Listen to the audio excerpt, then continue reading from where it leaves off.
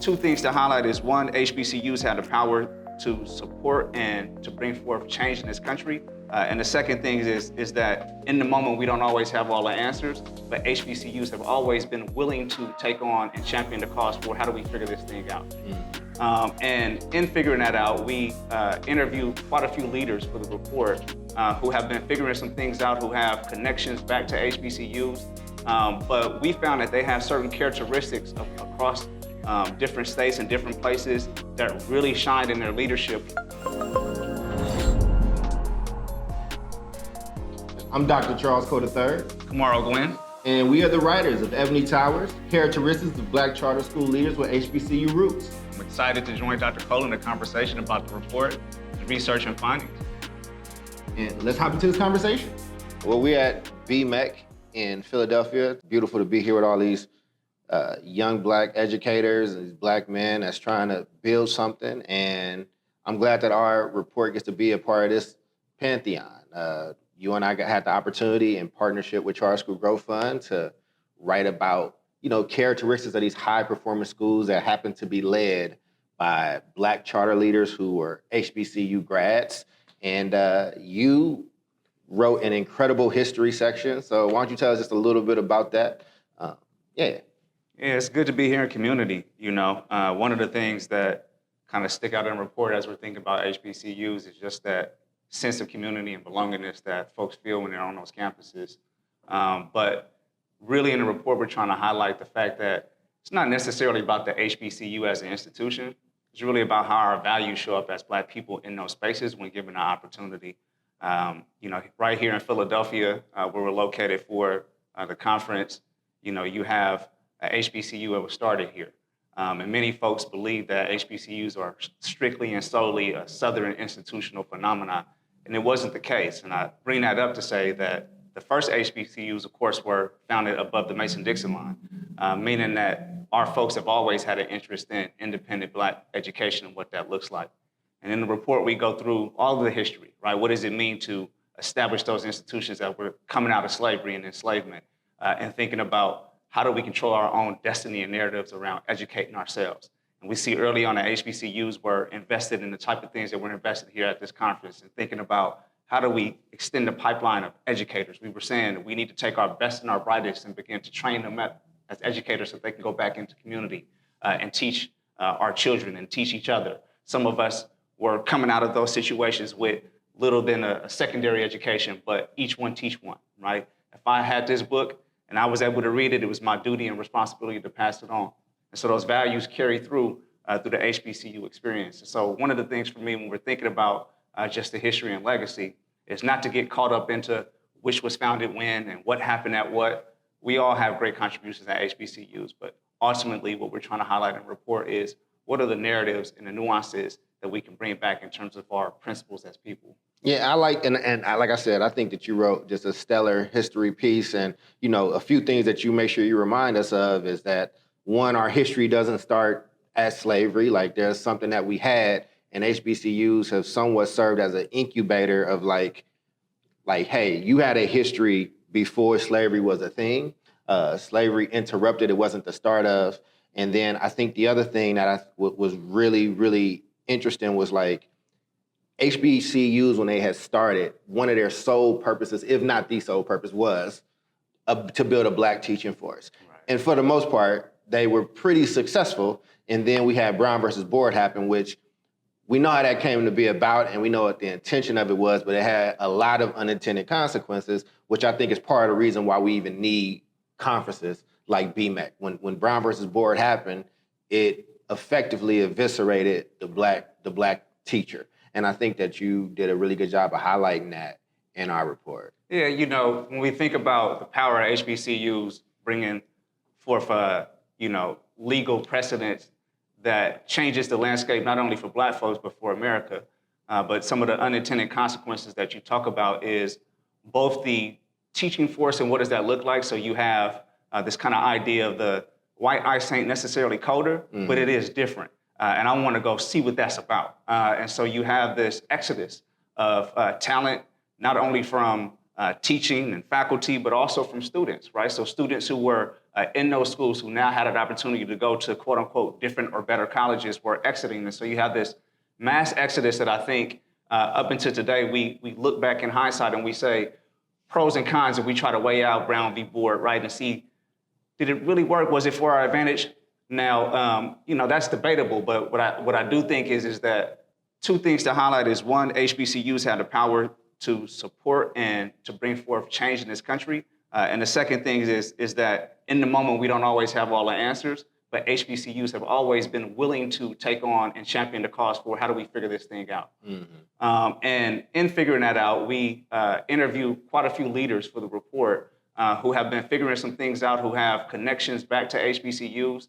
But we found that they have certain characteristics across different states and different places that really shined in their leadership. Can you talk a little bit and just share a little bit more about some of the findings that we found amongst those leaders? Yeah, I think you set it up really well. We talked to a lot of Black leaders who are HBCU grads and who are leading high-performing schools with the majority of those students being Black students in those schools. And so when you talk to all these people, some of them know each other, but most of them don't. They're not into each other's practices like that. But we kept hearing 5 characteristics. And those characteristics were community, there was access, there was authenticity, there was rigor, and there was autonomy. Mm-hmm. And just in how they discussed those things and how they showed up, they talked a lot about the familial type of landscape that they wanted to host in their schools, whether it's like, knowing their parents or knowing that community or their staff feeling like they have familial support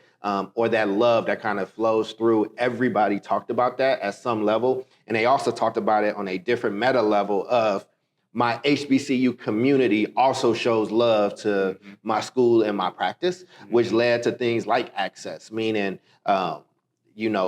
these kids were having access to college campuses early and being able to see themselves at this place that was built for them, that belongs to them. Right. So when, you and I didn't go to HBCUs and when I went to school, I had to find my place or find my people. And not saying that you don't have to still do that in an HBCU, but it was probably a little easier to navigate with people that share some connection to you. And then the authenticity. And authenticity is just such an interesting word because I think that is starting to become hijacked. And I think in this report, these leaders set that straight. It's not just the ability to, say this or do this or whatever the case is, but it's like, I can authentically talk about our history. I can talk about Imhotep. I can talk about like what came before, that we didn't start here as slavery. Like we can go beyond what the traditional curriculum is. And that stuff is really important if you're a Black kid. Like, again, not to put us back in it, but I didn't know that stuff growing up. And all I did know was the crack era or what was happening in around my family and that poverty. And if that's the stuff that I was molded in that fire. So it's different jumping into water now. And these young people that are in those schools get to jump into these things differently. And I mean, like I said, there was a few different just things that these leaders talked about, but I just think that it's important because I don't want people to read this in a narrow way. Like I didn't go to a HBCU or if I didn't go to one or if I, Sure. What we're saying is Black students deserve this type of education wherever they are, but the HBCU is one of the most crystallized places where those values are captured and where we could kind of grab them and reflect them. So all of the characteristics that we saw, you're able to do them wherever you come from. But, having that HBCU backdrop absolutely helps. And there's more in that report, but on a high level, that's kind of how it stuck out to me. Just one quick follow-up. So we're here at the BMEC conference, and we have a lot of educators. And rigor and high standards. Some folks will look at rigor and high standards and say, okay, well, the litmus test for that is how well you might do on an assessment. But I think one of the things that kind of came out in the report, maybe you could speak towards, is that means something different. Rigor and high standards is not just how you perform, it's an expectation of who you are as a person and who are we developed in. And so you talked about maybe just you shared a little bit about upbringing and how some of our students are not coming to us with all of the assets that maybe other students might have and some of the tools that other students might have access to, but yet we still hold them accountable to the high expectations because we know that if we set the bar, they will rise. And can you talk a little bit about how those leaders kind of help establish those expectations in the school communities that they're leading? Yeah, one, I think that sometimes you got to be your own to know your own, and what I mean by that is I know you might be having a great upbringing, or things might be rough, and at the same time, regardless, I know that you're still capable of doing really, really well, and understanding this content and understanding and being able to see yourself in a pantheon of not just yourself, but in a larger community, in a larger context. And so when we say rigor and high standard, yeah, there's the math and arithmetic and reading, and we're absolutely making sure that that's top tier and young people are getting on grade level and proficient.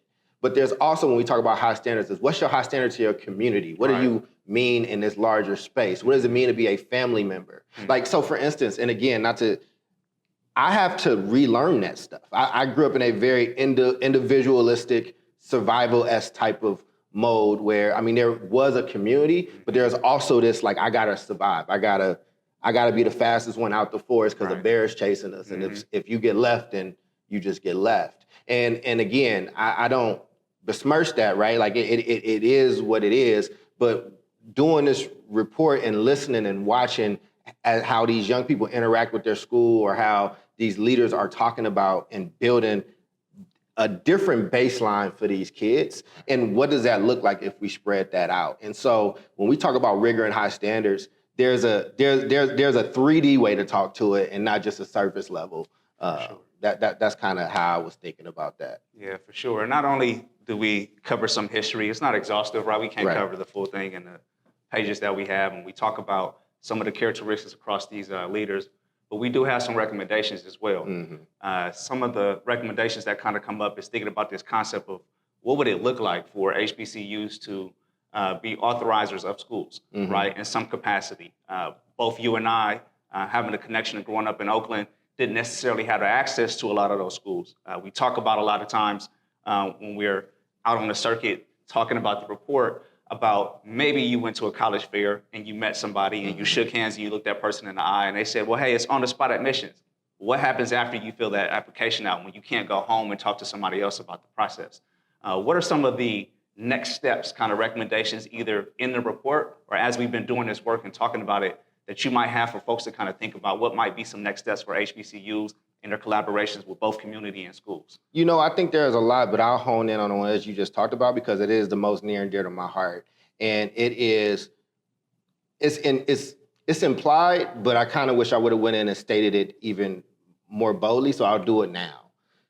We, as that HBCU apparatus, as Black people in education, as Black leaders, however you see yourself, we gotta stop asking permission to educate our kids the way that they need to be educated. And it's a fool's errand to continue to do that. So, you know, like you started out in the history, when there are Black problems in America, HBCUs have been and should continue to be at the forefront of solving those problems. But we got a big damn problem around education for Black kids, Black boys, Black girls, the collective, all of that stuff. So, you know, what does it look like if Howard University actually does, you know, have some Howard K-12 schools in Oakland, California, and not just in the South or on the Eastern Seaboard? Like, how does that change things? And who, you know, a lot of people don't like the certain testing and things like that, and I get that. I'm okay with that.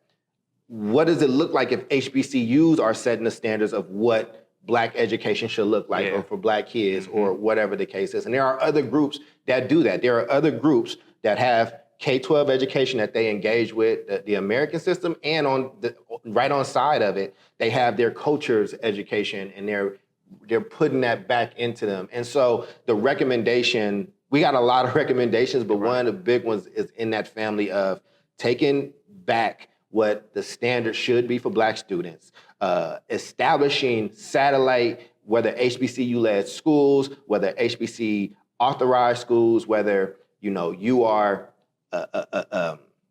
just a place for Black educators, regardless of what type of school they're in or what type of school they went to, like a hub where they can get the things that they need and having that extra support. And then somebody really having your back and making sure that you don't feel alone out here. I mean, even we're independent researchers that do this, and it's kind of just us. At least we have each other, but I know even starting my career, loneliness or being alone or just trying to figure things out. Yeah. There's a lot of mistakes that get made there. And I think, we have a big intergenerational component just around, there's just so much that we need to be getting from our ancestors. There's so much we need to get from our elders, and so much we need to get from our babies, and like everything in between. It has to be a system of give and take all around. And I hope that comes through when people read this report. Yeah. Closing it out, I think that one of the recommendations talks about hiring for leadership, not necessarily for credentials. And I think in a space like this, BMAC, thinking about this pipeline of having educators come through, how do you take the individual who is part of that invisible institution that you talk about a lot from the church, right? Who's already teaching young boys on Saturday, or the coach that's already doing mentoring, but doesn't necessarily have the pathway to understand how do I make that official so that I can actually step into the school doors. I think is very, very powerful. So on one, we have the situation where you have your formal training where you go to HBCUs and you have a network, but above and beyond that, for me, what stands out is that the community has always been our institution, and it will always be that. In a space like this, we feel that, and we know that as long as we are taking care of each other, we'd be all right.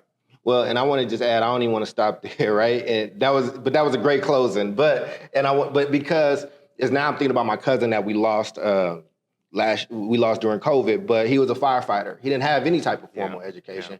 But I remember when I bought my house, I didn't know how to fix anything. I had a lot of degrees. I had a lot of all this other stuff, but there's so much value in people in our community, and we shouldn't be overlooking those people. Right. So when he would come to my house, he gave me some really good advice. He said, all right, man, listen, like, you need some WD-40 and some duct tape.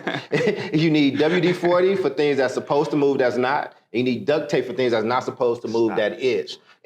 But that wisdom, right? Like, again, our invisible institutions all around us. There are people that are surviving and thriving. And you and I, aside from this report, did another one, but it ties in. When we were in Cleveland and we met these business owners, we met people that were 8, 9, 10 generations Cleveland. Right. These people have a lot to add. Like, you have to find ways. Black education shouldn't be tethered to school systems that don't fool with us in the first place. So if you got this row of entrepreneurs, if you have these firefighters, if you have these these educators or scholars, how are you utilizing all of that? How are you actually rebuilding the village? How are you rebuilding those invisible institutions so they don't really have to be invisible anymore? Right. There's value in a lot of us, and we got to find ways to milk that. And so, but not to step on your closing because it was really good. No, it's all good. But I just think that I think about him because, again, I think in a lot of places, people would turn their nose up at him, like they would. He wouldn't be invited to certain type of spaces because he didn't have this, a fancy certain education, but he was a principled man. He knew how to work with his hands. And when a storm happened, I love my degrees, but it didn't stop the leak. I'll call Charles. Exactly. And we have to, again, but if we keep trying to fit into a system that was not built for us, it was built to maintain and build up this empire that we live in, then you're going to keep bumping your head up against a wall. Right. If we do want to get back to these Afrocentric principles, these village principles, the school, then you are beyond the schoolhouse. Maybe you are tethered to a bad school or whatever, but now, like you said, the school is my whole neighborhood. The school is my entire community. We in Philadelphia. There's so much history here. American history, Black American history. And we got to learn how to turn everything into a classroom, and you don't stop being a student when you graduate from the 12th grade. For sure. Lastly, I might not know where to find a report, so where do I go? You can go to charlescole3rd.com. That's charlescole3rd.com. It's called Ebony Towers.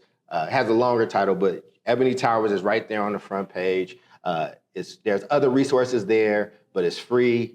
Grab it, read it, and reach out to either of us if you got any questions. And it was a pleasure doing that report with you, man. You too, bro. For sure.